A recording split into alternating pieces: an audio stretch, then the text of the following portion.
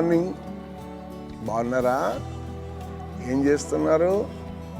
కృపా వాగ్దానం విని వెళ్ళిపోతున్నారా? నెవరు వేసుకుంటూ ఆలోచిస్తూ ఆ మహాదేవుని స్తుతిస్తూ ఆ ప్రకారం నడవటానికి ఆశపడుతున్నారా? మీ ఆలోచన, మీ ఉద్దేశము దేవుడు నెరవేర్చాలంటే ఆయన చిత్తాన్ని నెరవేరుస్తూ ఒక చక్కటి మాట నిర్గమాకాండం 20వ అధ్యాయము 6వ వచనంలో 2వ ఆజ్ఞగా ప్రభు చెప్తా ఉన్నాడు. నన్ను ప్రేమించి నా ఆజ్ఞలు గైకొని వారిని 1000 తరముల వరకును కరుణించు వాడనై ఉన్నాను. ఎవరు ఈయనంటే, ఆయనకి నువ్వేదో ఒక ఫలాలు లేకపోతే శిష్యద్రవ్యాలు పట్టుకెళ్ళి పెడతాం కాదట. ఆయన ఆజ్ఞలని వాగ్దానము విని దానికి లోబడి అవలంబిస్తేనట ఆయన నిన్నట ప్రేమించి కౌగిలించుకుని భుజము మీద పెట్టుకుని నీ ప్రతి అవసరం తీరుస్తూ 1000 తరాలు, అమ్మోయ్ దేవునికి స్తోత్రం, ఒక తరము కాదు 1000 తరాలు వాగ్దానము చేసిన వాడు నమ్మదగిన వాడు.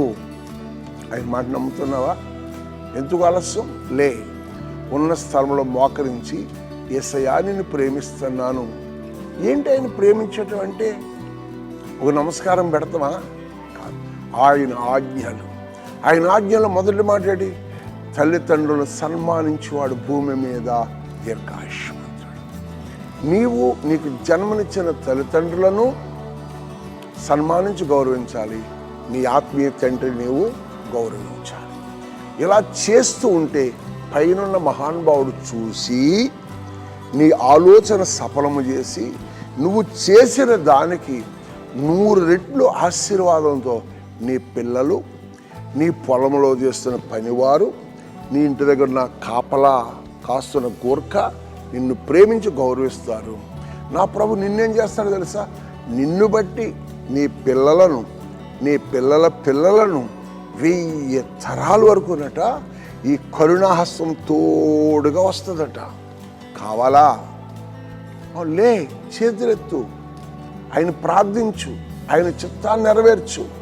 లోకంలో ధనం, బలం, అందం, ఐశ్వర్యం, సంపదను ప్రేమించే కంటే దేవుని సన్నిధిలో ఆదివారం అందరికంటే ముందు ఆయన సన్నిధిలో ఉండు. విశ్రాంతి దినము పరిశుద్ధముగా ఆచరించుటే ఆయన ప్రేమించుట. 2, ఆయన ఆజ్ఞలలో నేను తప్ప వేరొకరు నీకుండకూడదు. దైవము ఒక్కడే, తండ్రి ఒక్కడే, ఆయన ఆరాధించు. అలా చేస్తూ ఉంటేనే నిన్ను చూస్తుండగా నీ సరిహద్దులను విశాలపరుస్తాడు. సామాన్యమైన రైతువా? నీ పొలము సరిహద్దులు విశాలపరిచి కొంచెము కొంచెముగా వృద్ధి చేస్తూ గొప్పవారినిగా చేస్తే పనివారు, పాలేరులు, పశువులు, ఎడ్లు, గుర్రం, బండి, ఆడగాడుదలు, పిల్లల పాడిగాడుదలు, ఇన్నాటిని దేవుడు సిద్ధపరిచి నిన్ను మెల్లమెల్లగా నీ ప్రాంతానికి ఒక ఉన్నతమైన హోదా కలిగిన వాడిగా చేస్తాడు. భూమి మీదను నిన్ను ఆశీర్వదిస్తాడు, పరలోకంలో కూడా నిన్ను ఆశీర్వదిస్తాడు. ఈ ఆశీర్వాదాన్ని సూచన ఏమిటో తెలుసా? దేవుని ప్రేమించాలి, దేవుని మాట శ్రద్ధగా వినాలి, దేవుని చిత్తానికి పరిపూర్ణ లోబడాలి.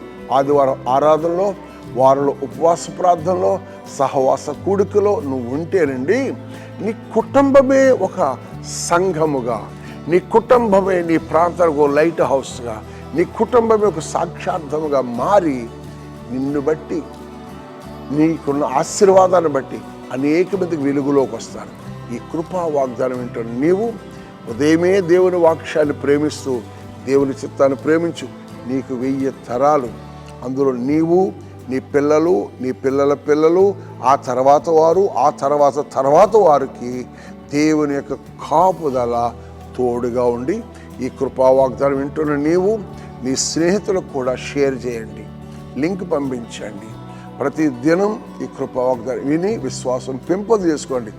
దేవుని సన్నిధి ఈ దీవెన క్యాంపస్లోంచి యెహోవా నిన్నును నీ కుటుంబాన్ని ఆశీర్వదించి అభివృద్ధి చేసి సమృద్ధితో నింపి పోషించునుగాక.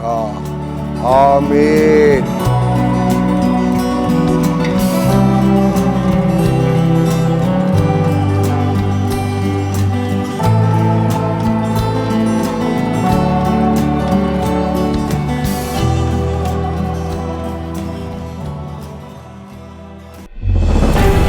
చిన్నమంద సత్య సువార్త 32వ వార్షికోత్సవ దీవెన పండుగలు ఫిబ్రవరి 3, 4, 5, 6 దీవెన గ్రౌండ్ కె గంగవరం నందు ప్రతిరోజు ఉదయం, మధ్యాహ్నం మరియు సాయంత్రం.